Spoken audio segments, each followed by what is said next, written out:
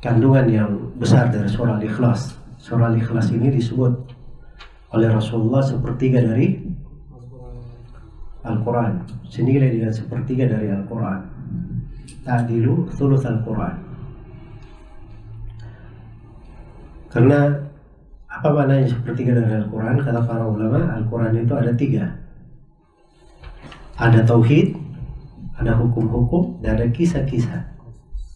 Nah ini semuanya, surah ini terkait dengan apa? Tauhid. Terdapat di dalam surah ini penetapan tiga nama dari Asmaul Husna. Nama Allah, nama Al-Ahad, dan nama As-Samad. Iya. Terdapat di dalam surah ini penetapan keesaan dan kesempurnaan bagi Allah. Keesaan dan kesempurnaan bagi Allah.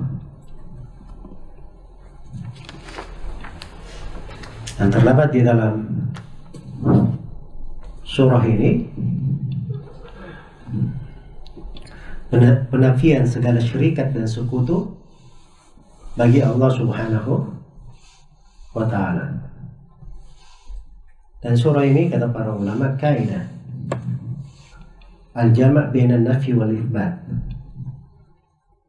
mengumpulkan antara penafian dan penetapan.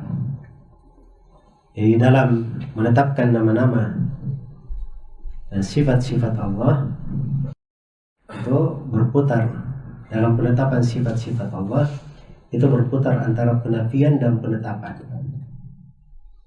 Ada yang sifat-sifat yang ditetapkan seperti keesaan bagi Allah, somadiyah, uluhiyah, dan seterusnya.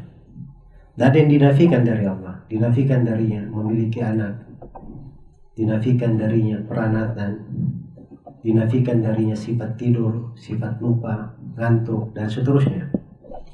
Jelas ya? Jadi penafian.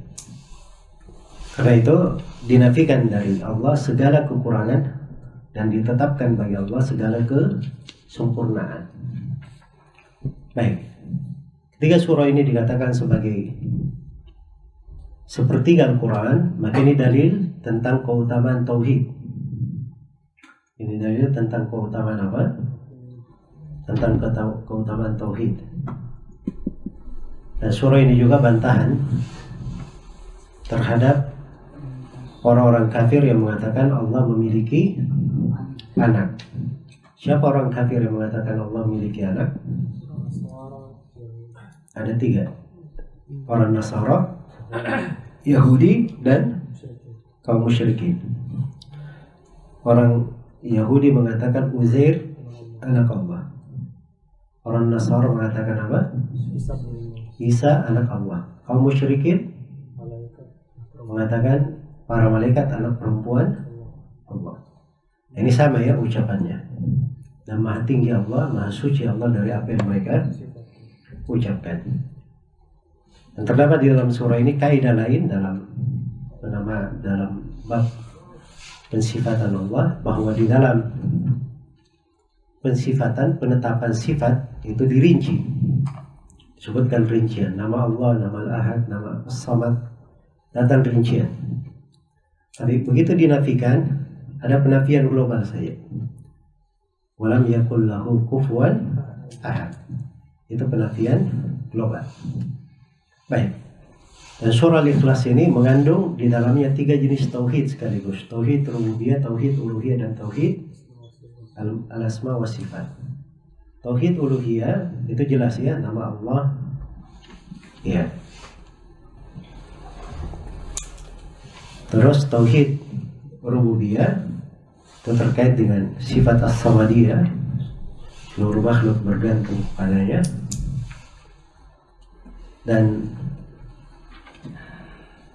akhir dari surah lam yakul lahu kufuwan ahad itu mencakup dua-duanya, mencakup seluruh jenis tauhid. Jelas ya? Dan asma wa sifat jelas, ada tiga nama di sini. Nama Allah, nama Al-Ahad, dan nama As-Samad. Baik, dan yang 8, surah ini menunjukkan bahwa Al-Quran itu kalamullah, firman Allah. Dari mana dikatakan bahwa Al-Quran firman Allah?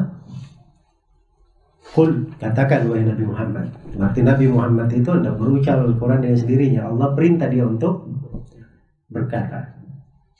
Baik. Ini surah Al-Ikhlas ini perlu diperhatikan ya. Surahnya kita perlu lebih banyak mendalami, karena ini penting untuk diperhatikan surah Al-Ikhlas. Ya. Karena di dalamnya mengumpulkan bagaimana seorang itu mengikhlaskan ibadah hanya kepada Allah, mengikhlaskan niatnya hanya untuk Allah, dan memurnikan agamanya untuk Allah Subhanahu wa Ta'ala.